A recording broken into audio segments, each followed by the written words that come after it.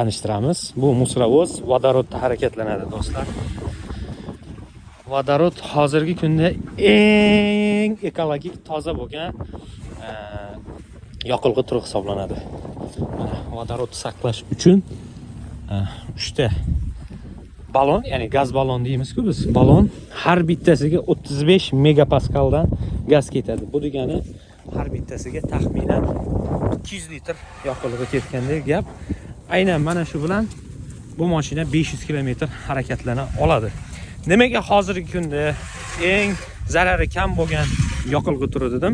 Chunki elektromobillar ham biz o'ylaymizki, atrof muhitga zarar yetkazmaydi deb o'ylaymiz. Aslida elektromobilda akkumulyatorni ishlab chiqarish jarayonida ekologiyaga o'zi juda katta zarar yetkaziladi. Faqat ishlab chiqarilib bo'lgandan keyin zarar yetkazmaydi. Harakat mobaynida zarar yetkazmaydi xolos, chunki tutun chiqmaydi, boshqa bo'lmaydi.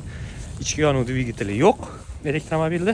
Shuning evaziga uni odamlar zarar yetkazmaydi atrof muhitga, ekologiyaga deb aytishadi. Aslida yetarlicha zarar yetkazadi. Hamda akkumulyatorni o'sha utilizatsiya qilish jarayonida ham men o'ylaymanki, yaxshigina atrof muhitga zarar yetkazadi. Salomat bo'linglar do'stlar. Bugun xudo xolasa 3-kunimiz darslarimizda chiroyli narsalarni sizlar bilan ulashamiz.